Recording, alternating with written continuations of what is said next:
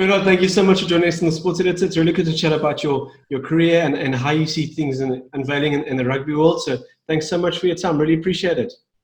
No, I'm delighted to have the opportunity to chat, Ryan. I always like chatting about rugby, and I'm looking forward to going through whatever you want. Good, man. Good. I want to first ask you. You know, obviously you studied a bit, but you studied Japanese as well, didn't you? Yeah. So I'm from a farming. Well, my dad's a cattle dealer, so I grew up on a farm, and when I was going to university, the world economy was in a pretty bad place, and I decided I was going to specialise. Right. Course had started in Dublin University, which was international marketing and Japanese. So I was interested in sales, but you couldn't do a degree in sales. So I said I'd do a degree in marketing, and I wanted to pick a language that would, I suppose, make it different. So I picked Japanese. I did that for 2 years, and I was supposed to go to Japan for my third year and do 6 months in college over there, 6 months in work, and then come back and do my last year. But rugby went professional at the end of my second year in college, and Warren Gatland was the Connacht coach. And ironically, he played against me that year. He'd been a player coach in a club team in Ireland, and he remembered me. He needed a hooker, and he offered me a contract. So I didn't go to Japan. I changed course and got into business studies and became a professional rugby player. But I've been back to Japan a couple of times. I got my first cap for Ireland in Japan in 2005.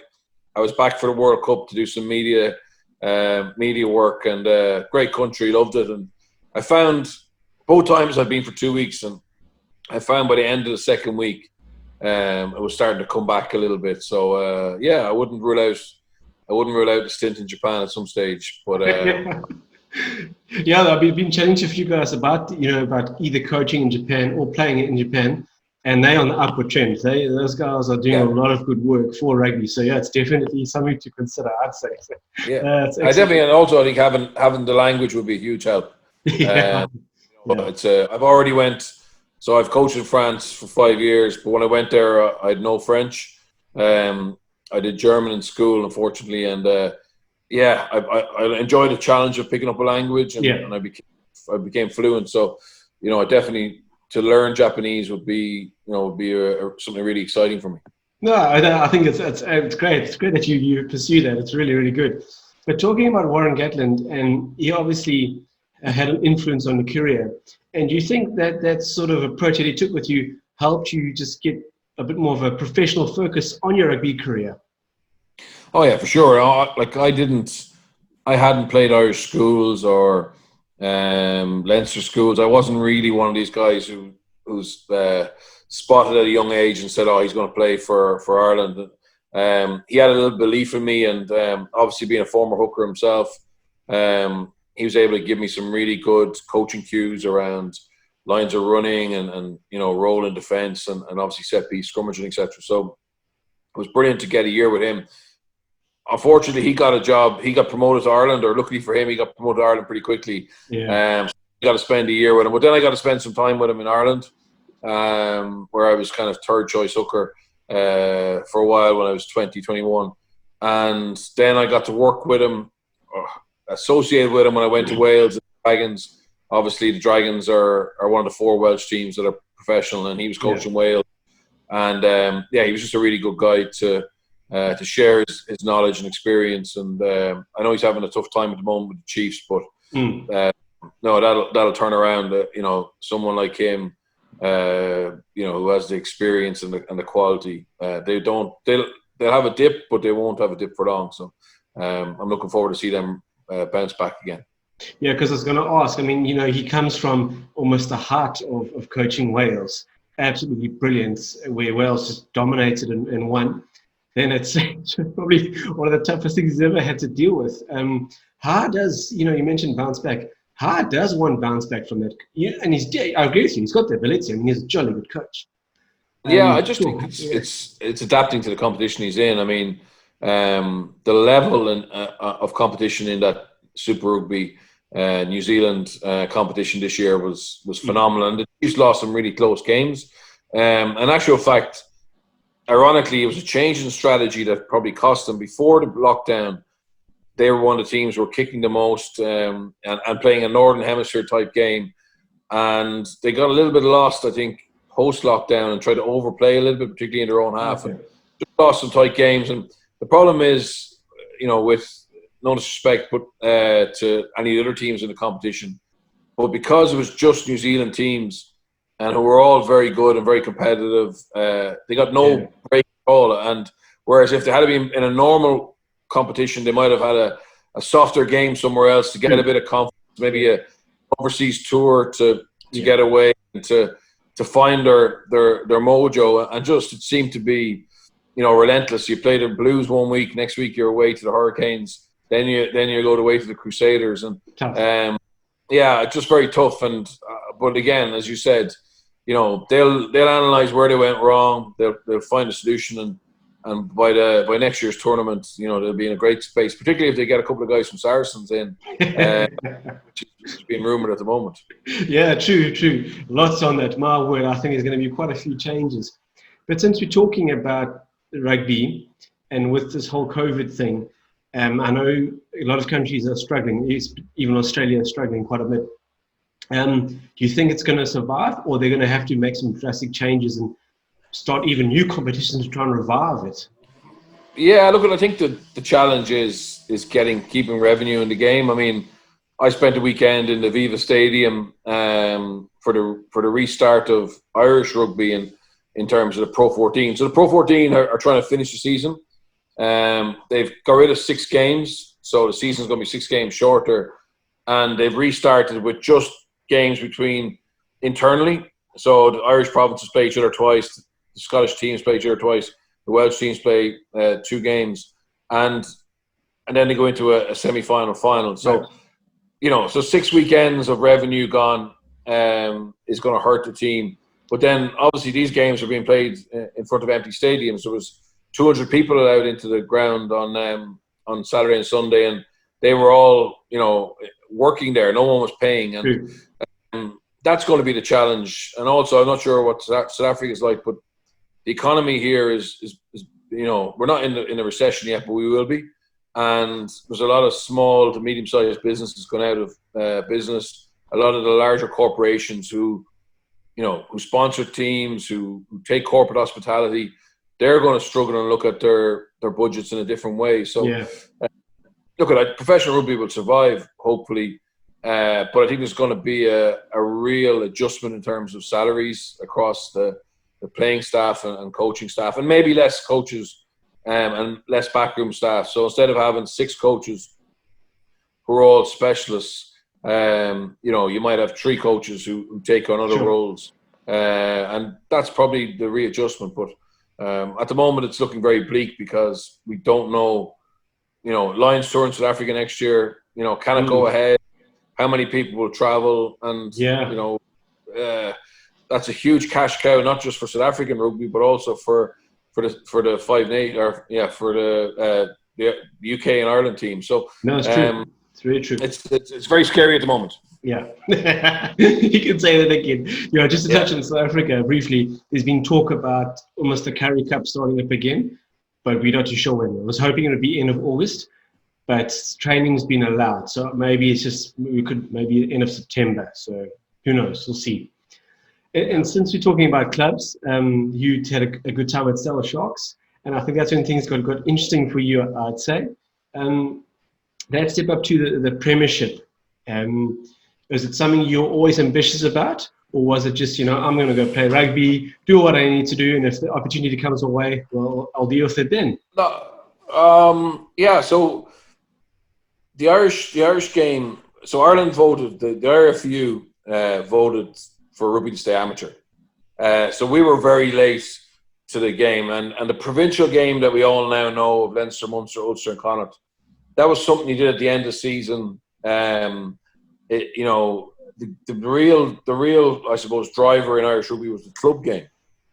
So we had small clubs. Dublin had a club called Lansdowne Blackrock, Shannon in Limerick, Cork Con. They were getting 6,000-7,000 people on a weekend to watch amateur rugby, and everybody had a 9-to-5 job, or you were students and whatever. And there was probably a few brown envelopes floating around, but it effectively that was where everybody thought the public were. But also, they were never going to have the infrastructure to be professional teams. The provinces was something you did for a little bit of an honour at the end of the year, but it wasn't a proper competition. Right. They played provincials, which was internally, but we didn't play against. If the big English clubs came over, they played against a club team. So it was quite unusual. Whereas in England, a lot of good Irish players who went to England to play for clubs. Yeah. And I always watched the Premiership rugby, and I really enjoyed it. It was on TV in Ireland when there was no Irish rugby on TV. Yeah. So when I finished my degree, I wasn't from Connacht originally. I was originally from Leinster. And I'd said, look, it'd be great to get an experience to go to a league like the Premiership and be in a proper full-time environment, because, as I said, when I was in Connacht, I was finishing my studies. My studies were in Dublin. The season was much shorter. It was a mixture of half provincial rugby, half club rugby. So I just kind of found myself caught between two stools, and I said, I want to go to a different league and just concentrate on being a professional. And yeah, it was great. I had 2 years there. I definitely learned a lot. Good club. Played with the likes of Jason Robinson and Charlie Hodgson, Sure. who obviously are well known. Was part of a squad that won a European Challenge Cup. But having said that, at the same time, all the Irish players were coming the other direction, coming back to Ireland. Okay. To go into the provinces, because Warren Gatland, in fairness, said, if you want to play for Ireland, you got to play in Ireland. And there was a lot of guys in London Irish. There was guys in Saracens, etc. And they all came home and signed for the Irish provinces. So I said, well, I'd already had been in an Irish squad before I left. And for me to get capped for Ireland, which was my dream, I knew I had to come home. So I took a contract back in Connacht again. But it was a great experience. I loved it. It's my time in Sale. Brilliant. Leinster have obviously done very, very well. They've got a reputation in its own, winning so many European Cups and things like that. Would you consider it to be, maybe this is a bit of a one, but probably the best club in the world at the moment, or in the top three? I think they are very strong. I mean, Saracens are obviously the European champions. They beat Leinster last year in a final in Newcastle, and they play each other ironically in a couple of weeks in a quarter final. Okay. Leinster are definitely the best team in Europe. I expect them to go and win. Like, they're unbeaten this season. They've won 23 games in a row, which is phenomenal. They've got a brilliant academy system. A lot of the players are homegrown. There's only 3 foreign players in the squad, and 2 of those are going to be qualified for Ireland this November. So they do take in players from the local system, schools, clubs, and polish them off. And they are probably, I think, the standard bearer for me for European rugby, given the fact that there's so many homegrown players. But the problem is, and a lot of people in Ireland would like to see a Northern Hemisphere versus Southern Hemisphere champions playoff. And that maybe is some way of driving some revenue, when we can get crowds back, or as a pay-per-view event. But the Crusaders in their own right are, it's hard to say Leinster are better than the Crusaders, because they brought a level of consistency as well in a competition that's obviously very competitive, but also has its own challenges in terms of travel and time zones, etc. So I would say, for me, Leinster are the best club in the Northern Hemisphere, and I'd love to see a playoff against the Crusaders for bragging rights for best team in the world. That would be good. No, really, I think they've got to look at something like that. It would just make rugby even more exciting than what it is. So, yeah, that would be so good. But I want to ask you, obviously you played for Connacht and also, again, a very good club. But how is it when you're on the other side? So you've actually got to coach against a team that you've played. I guess you've just got to keep your emotions to yourself, or how do you handle that? Or was it just, I've got to do my job and that's what it is? Yeah, I think you have to. I think those games, and anybody who says, going back to somewhere where you had fun times, is easy, or it's the same as every week. That they're lying. I mean, you build strong relationships. You've moved on. You wanna go back there and have your head held high and be pride of what you're involved in now. So definitely for me, it's definitely something that means more, but also you can't let that, because it doesn't mean more to everybody. It's the players who haven't got that connection, or the other coach who haven't got a connection. True. They have to treat it like an average game and try and get their prep right. So it's just something that you need to be. It definitely is there, but you got to try and not show that emotion and stay calm. Yeah. Well, you are very on comment, so it's good to see. You've also chat a bit about your Ireland career, because you played for Ireland every age group, under 19, under 21, Ireland A. Yeah. When you finally got the call to represent the senior side, so to say, there must have been some sort of emotional, some sort of like, finally it's there, because you're on the trend, you're on the way there.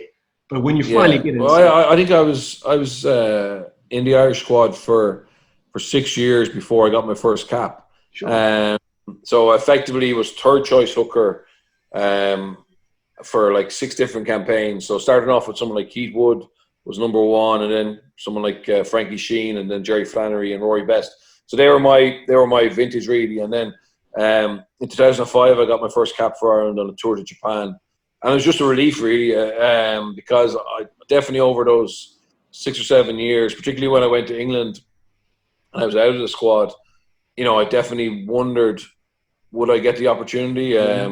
Would I fulfill that? I knew I was probably capable of doing it, but there's lots of guys who have the talent and capability who never get to represent their country. So finally getting that opportunity and being able to play for Ireland 9 times, it's something that I'm very proud of. No, it's really, really good. But, I just want to touch on something again, because I was chatting to Phil Davies about this in terms of your size, the number of players that you have in Ireland, and you produce the quality that you do. He obviously gave his perspective, but it'd be nice to hear from you. If you look at small islands, even you can look at New Zealand, what do you think contributes to Ireland doing so well in rugby? Because, in terms of access of players, you do a jolly good job. Yeah, I think we're very aware of the fact that we need to maximize every possible talent that we have. And we, over the last 10 years, there's been a huge amount of work done by the IRFU to bring rugby into non-traditional areas. So rugby in Ireland is probably the 4th sport in terms of participation. So we have our own indigenous games, so Gaelic football, hurling, which are only played in Ireland. They will be the most popular. Soccer is very popular as well, and rugby was exclusively pretty much the private schools back 15 years ago. But with professional rugby, with the success of the provinces, with the success of the national team from time to time, there's a lot more people now who never had any family involvement in rugby, who understand rugby, who like rugby, who go to games, and now their kids are playing the games because the IRFU have added a huge amount of new clubs, new schools. So now kids growing up are playing some rugby in school, playing some GAAs, playing some hurling, playing some soccer, and obviously they find the sport that they like the best. And they'll continue to play that. They rarely play 3 or 4 games as different sports as adults, but as kids they do. Because rugby and soccer are winter games here, and Gaelic football and hurling are summer games. Okay. So they can actually mix it all up. Yeah. And what's happened is schools that never played rugby now do play rugby for 3 or 4 months. So because of that, we're getting better athletes. We're getting athletes who never would have played rugby before. And what they're doing then is they're spotting a really promising player at 14 who they think has the potential to be a rugby player, and they're inviting him or her into Leinster development squads or Munster development squads. So they're in the system then, and then they do a very good job of minding them and managing them. Whereas and we don't have many players who leave Ireland at 16, 17, 18, 19 to go make a career abroad. Whereas South Africa, you know, you look at the amount of young South African players who have opportunities to go to France, for example. Those kids don't leave Ireland. They want to do their university in Ireland. They want to play for their provinces. And so it's a bit easier, but also I think we do a very good job of managing that pipeline and making sure that we don't lose many talented people, particularly guys who have the potential to play for professional rugby, that they give them every possible resource to make it. That's good to hear. Really good to hear. Yeah, because Africa is an interesting situation in terms of keeping players, because, you know, you want to expose them to the best leagues, but if you threaten them to come back and they can only be picked for South Africa, play in South Africa, it's going to cause a bit of tension, I'd say. But yes, very difficult. Very difficult. Talking about South Africa, and particularly in the Pro 14, you know, we spoke about Leinster and Munster, and you look at a player like Damien Dialande. Do you feel that the South Africans are living up to that expectation? You know, because they're obviously World Cup winners. There's an expectation that they go in there and they do something dynamic and brilliant. What do you feel? What's your take been so far, particularly in the Pro 14? Oh, look, I think so. Munster have gone out and signed Damien Dialande and Simon, RG Simon, and out of, I suppose, publicity, excitement, anticipation that's created in Munster is it's, even if they never transfers to the pitch, I think it shows their fans that Munster are really striving to get back to the top table. We look at someone like Ruan Pienaar, the impact he had in Ulster. You know, Marcel Coetzee is unbelievable every week for Ulster. So, you know, there's two guys who've come to Ireland and you know, had really strong impacts in Ulster. And now we're talking about the likes of Damien and RG, who will join a team who, at the start of professional rugby, were the best in Ireland and won the European trophy twice. Over the last 3 or 4 years, they've been perennial semi-finalists, but just lacking that little bit extra to go and win silverware. And you know, signing 2 World Cup winners of their quality, I think, will help them hopefully push on to being real contenders, but also for the young players in their squad, for the Irish internationals in their squad, you know, to be around players of their quality, but also with the confidence and self-belief they have from having won a World Cup. I think it can make everybody better. So I'm very much in favor of foreign players who can make an impact on the field and off the field. What I sometimes would criticize would be, you know, bringing in a journeyman foreigner to cover a gap when that potentially blocks a young Irish player in the academy. But if, you know, I remember in 2008 Leinster won the Magnus League, which was the Pro 12 at the time. It's now Pro 14.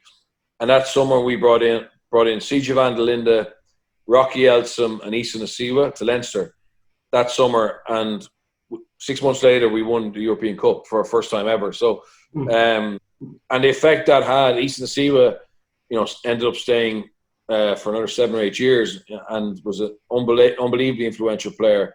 Rocky Elsom obviously went back and captained Australia, and CJ had a great career but had a lot of injuries, and but he had a big impact on us that season. So I think it's a real positive for us.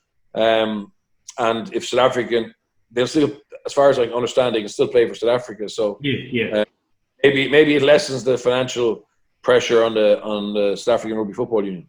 That's true. That's true. Because another club, and I agree with what you're saying, made a lot of sense. It's brilliant. Another club in England, though, that's got loaded with South Africans is your former club, Sale Sharks. Yeah.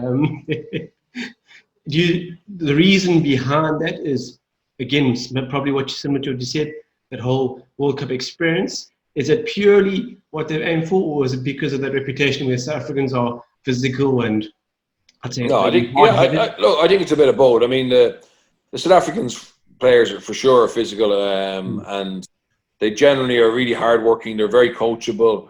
They like to play. They buy into the club that they come to. you know, they're good people. They got good values.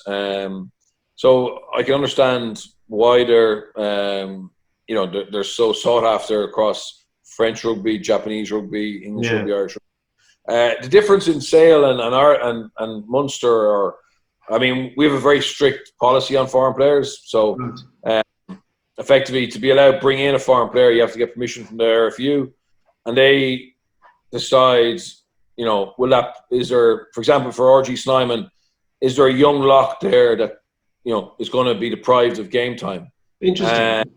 There is. They won't let Munster bring him in. Whereas Sale have gone down a different model. They're just bringing in, you know, as many as they can. It seems like, to try and win a trophy. And there's absolutely nothing wrong with that. But I think, and I understand as well, if you have 2 or 3 South African players, you know, they're a great reference point for your next recruitment, because, you know, they obviously can ring up some players they played with, or friends from school, and say, here, you know, our manager wants to speak to you. It's a great club. It's got ambition, great schools, great infrastructure, etc. So it does tend to happen. It goes in cycles. And, you know, if you have a few of one nationality, that quickly becomes, you know, a bigger group. But I like the way we have it here in Ireland, where a lot of the teams are homegrown, and then you bring in top quality. That's excellent. That's really good to hear. Yeah, it sounds like a good system in place there. But Bernard, talk a bit about your career, and unfortunately, I think it was concussion that's brought an end to it. Are you still involved in an awareness about concussions and the impact that it has on players? Yeah, I'm an ambassador for a charity called Acquired Brain Injury Ireland, and I just want. I think when I spoke about it, so I wrote an autobiography when I retired in 2010, and in it I spoke about my susceptibility to concussion later on in my career, and how I covered it up, and I didn't tell the doctors, and I was very selfish around trying to get as much as possible out of my career, and I had very little awareness or care for my own health. And at the time, there was very little awareness of concussion. It was still kind of old school mentality where, you know, you can play next week, or if you get knocked out and you can stand up again, play on. And around 2010, there was a lot of, I suppose, information and studies coming back from America around the dangers of concussion in the long term. So it all kind of fell into place at the same time, and World Rugby started to do a lot of campaigns around building awareness, and we obviously had the concussion bin and you know, what do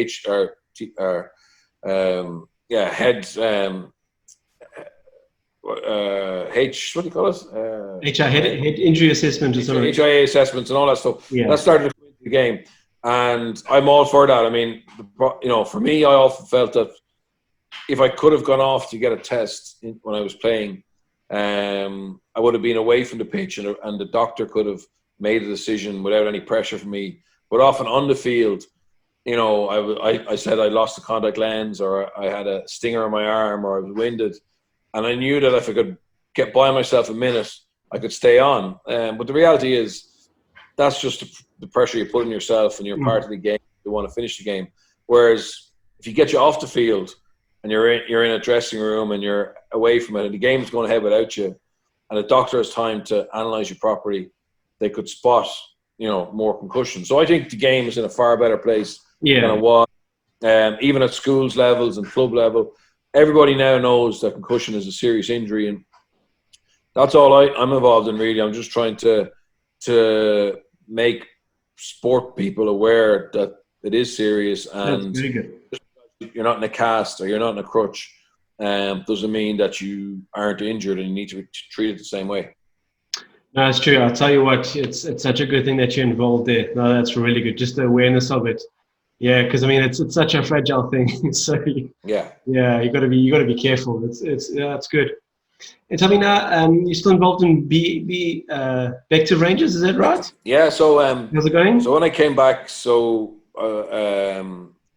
I was a professional coach in France and Wales, but my family were back living in Dublin. I have 2 kids. Ava's 13 and my son Ben is 11, and my wife were here. So I was commuting from Wales to Ireland.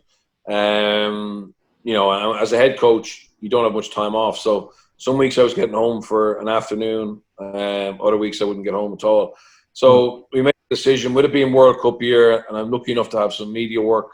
There was an opportunity to go to the World Cup and do some media and some corporate work there. I also got a job in the real world. I'm in the city in Dublin working in financial services sales for a big data company. So and that's exciting for me as well to try my hand at something else. So I got involved with a club called Bective, who are just a local club down the road, a club who have a proud history but are looking to rebuild a little bit. They've had some difficult times, and I'm loving that. It's Tuesday night, Thursday night, play on a Saturday, beers in the bar, and it's where I came from, and it also allows me to do my media work as well, which is brilliant, and allows me to, I suppose, be around my family more as well. So I've got a really good balance at the moment, and I'm really fortunate. That's excellent. That's good, Bernard. It's great to hear that I'd say, making the most of your opportunities. So that's really, really good. So, Bernard, as we sort of draw towards an end now, Pro 14, give us a breakdown. Who do you use in the top 4, the semi-finals this year? Tough one. So the semi-finals are actually already decided as of the weekend, even though there's one more round to play. Right. Edinburgh beating Glasgow means they finish top. Munster will finish second in that group. And then the other semi-final will be Leinster, top seeds, Ulster, second seed. So semi-finals will be Edinburgh play Ulster in Edinburgh and Leinster play Munster in Dublin. So Leinster played Munster again. They won by 2 points.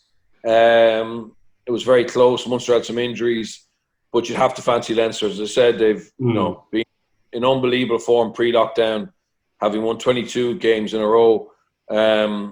They won their first game back, and if consistency is anything to go by, they should win they actually are on target to do the double, to win the Pro 14 and potentially the European Cup as well. Although this will be a tough quarter-finalist, but Leinster are at home, and Saracens have lost some squad players who've gone on loan and for the year, obviously with them going down to the Championship, so they're not as strong as they were, but they've made a bright start to the Gallagher Premiership. So just on that quickly, in Saracens, I mean, how will they recover? I mean, I understand that they've got a reputation, and they probably can outdo some players because of their financial ability. Do you think it's just going to be a sort of one-season thing? They'll be back up in the Premiership, second to none. Is not going to be an issue for them. Yeah, I was pretty worried about would they be able to keep enough players. Obviously, they've got guys like the Vunipola brothers, Owen Farrell, Toje, who everybody said they were going to have to leave because there's a Lions tour. Can they play for England, playing in the Championship? And it's amazing. They've lost some players, but it's amazing the quality they have still. I watched them play the weekend. Their hooker was Jamie George. Their tight head was Vincent Koch, Toje, Michael Rhodes, Jackson Ray, Vinny Vunipola, Sean Maitland, Brad Barrett, Alex Lewington. It's still a very strong team. So there's 2 more Vunipolas were on the bench, 2 younger cousins. So they definitely have the quality to go out of the Championship. And I think they will bounce back up. And as I said, some of the players who've left have only left on a year loan deal. Right. They've gone to Premiership clubs or gone to Welsh clubs. So they all want to go back to Saracens. So I can't see anybody in the Championship living with them. Ealing maybe for a while, but I mean, if they're good enough to win games in the Premiership, which they are at the moment. They ran Bristol very close last week. They beat Harlequins. They should walk through that Championship and get back up to where they belong. Brilliant, absolutely brilliant. Well, Bernard, you've given some great perspective on rugby. It's so good to hear about your career and where rugby's going in this world. I think it's tough times, and on the same breath could also be quite exciting because I think it's going to change. And I think that's where world rugby has been so good. They're quite easy to diversify themselves to make sure the game stays alive. So Yeah, it's going to be interesting. Well, the rumors around possible change, the rumors in the Northern Hemisphere is in the next 12 months, we're going to see the Stormers, the Sharks, the Bulls, and the Lions coming into the Pro 14. Yeah, I saw like a funny. Yeah, I saw like a funny picture, Yeah. like the tier 1, tier 2. Yeah, and there were the South African teams in there, and then obviously quite a few teams to the Pro 14. So yeah, it's. Yeah, well, I think what we hear is that the Kings and Cheetahs won't make it. Yeah.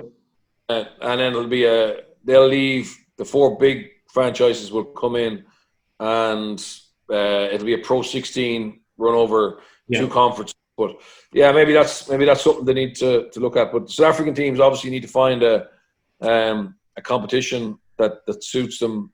With obviously looking like Super Rugby is going to change a bit. Yeah, no, it's true. It's true because as good as Super Rugby is, in the same breath, it's also very frustrating. Whereas if you travel, like guys have been saying, and quite a few times on these interviews, it's in time zone is easier. It's just better. It's just different conditions. It makes the rugby interesting. So, and I think that's what people want. So it's going to be good if they go ahead with it. Yeah, for sure. We'll see. Yeah. Bernard, being top class. Brilliant. Thanks so much. Thank you. Really appreciate it. Thanks, Ryan. Talk to you soon. Bernard, that's very kind of you. And best of luck. Thank you. Talk to you soon. Bye. Go well.